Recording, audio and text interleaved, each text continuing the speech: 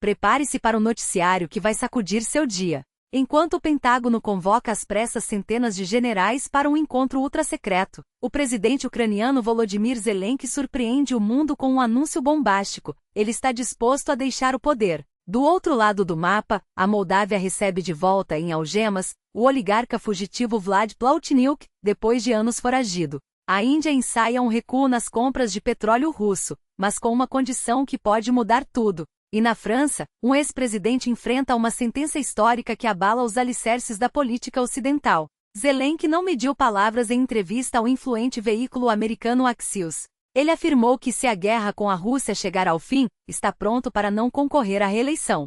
Minha prioridade não é o cargo, mas sim encerrar este conflito, declarou. O líder ucraniano ainda propôs um cessar-fogo temporário de 3 a 6 meses para viabilizar eleições, caso Moscou aceite a trégua. E não parou por aí, aconselhou os burocratas russos a se prepararem, pois, se a guerra persistir, eles vão precisar de abrigos antiaéreos. Zelensky também revelou ter solicitado ao ex-presidente Donald Trump mísseis capazes de atingir alvos estratégicos na Rússia, na esperança de forçar Putin a negociar. Enquanto isso, a Moldávia finalmente colocou as mãos em Plahotniuc, um dos homens mais poderosos do país, acusado de desviar bilhões de dólares do sistema bancário em 2014. Preso na Grécia em julho, o oligarca foi extraditado após uma batalha judicial e agora enfrenta múltiplas acusações, incluindo lavagem de dinheiro e corrupção. Sua influência já foi tão grande que controlava bancos, veículos de comunicação, forças de segurança e até o judiciário. Agora, a justiça moldava espera desvendar como ele movimentou fortunas entre Moscou e paraísos fiscais, com a ajuda de aliados pró-Rússia. A Índia, por sua vez, sinaliza uma possível redução nas importações de petróleo russo, mas com um detalhe crucial: só fará isso se os Estados Unidos permitirem que Nova Delhi compre de outros países sancionados como Irã e Venezuela. A delegação indiana levou o pedido diretamente à Casa Branca, alertando que cortar o fornecimento de 3 dos maiores produtores globais poderia disparar os preços do barril. A pressão americana, que já impôs tarifas a produtos indianos por causa das compras de petróleo russo, não tem sido suficiente para frear as negociações entre Índia e Moscou, embora os volumes tenham diminuído.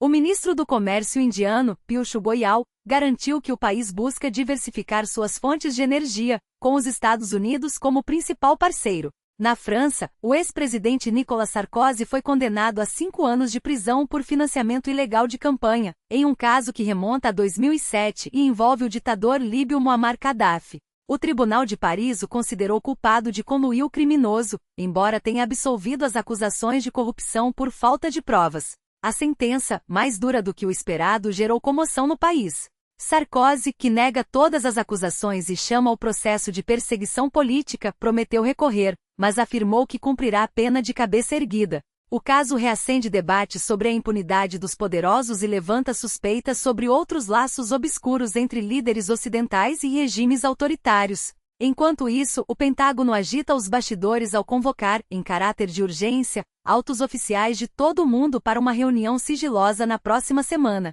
A ordem, considerada incomum até mesmo para os padrões militares, deixou analistas em alerta. O Departamento de Defesa confirmou o encontro, mas manteve silêncio sobre o motivo. Especula-se desde uma crise iminente até uma reestruturação estratégica, e não faltam teorias sobre como Moscou, Pequim ou Caracas reagirão a essa movimentação. Fique por dentro do que realmente importa. Essas são as histórias que definirão os próximos capítulos da geopolítica global. Não perca os detalhes exclusivos que só um noticiário ágil e bem informado pode trazer. O mundo não para, e você também não pode parar de acompanhar. Lukashenko, o eterno líder da Bielorrússia, não se cansa de brandir o machado da Rússia contra qualquer ameaça ao seu poder, mas tropeça em algo tão simples quanto o cultivo de batatas. E quem diria que no 32º ano de seu governo os alemães, sim, os mesmos que hoje colhem recordes de produtividade, olhariam com ironia para um país que, na era soviética, era o celeiro dessa cultura, alimentando quase metade do bloco com o segundo pão. Os números não mentem. Desde o início deste ano, os preços da batata na Bielorrússia dispararam 127%.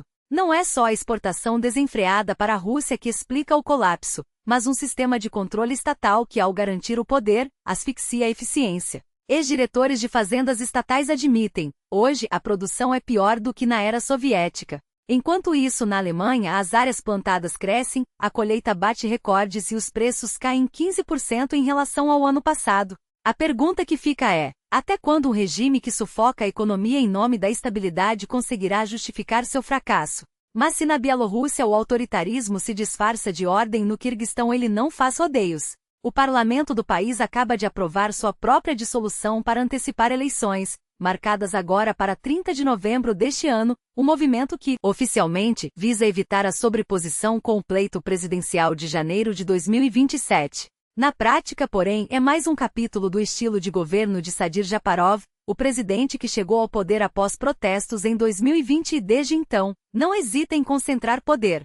Com 60 votos favoráveis, o mínimo exigido por lei, a maioria esmagadora dos deputados, leais ao líder, não teve pudores em abrir mão de seus mandatos antes do prazo. Para os críticos, é a prova cabal de um regime que prende opositores, fecha veículos independentes e persegue jornalistas, enquanto aprova leis para estrangular a mídia livre. Em uma democracia, um presidente com tamanha influência sobre o legislativo seria impensável. No Quirguistão tornou-se rotina. E se há algo que une governos autoritários e democracias frágeis é a incapacidade de conter uma ameaça que ano após ano ceifa milhões de vidas: as doenças cardiovasculares. Um estudo abrangente do Global Burden of Disease, que analisou dados de 204 países entre 1990 e 2023, revela um dado alarmante: 1 em cada 3 mortes no mundo ainda é causada por problemas no coração ou nos vasos sanguíneos. Apesar dos avanços da medicina, o número de óbitos saltou de 13 milhões em 1990 para impressionantes 19 milhões em 2023. A ironia? A maioria dessas mortes poderia ser evitada. Pressão alta, colesterol elevado, obesidade, sedentarismo, tabagismo, álcool em excesso e estresse crônico são fatores de risco controláveis.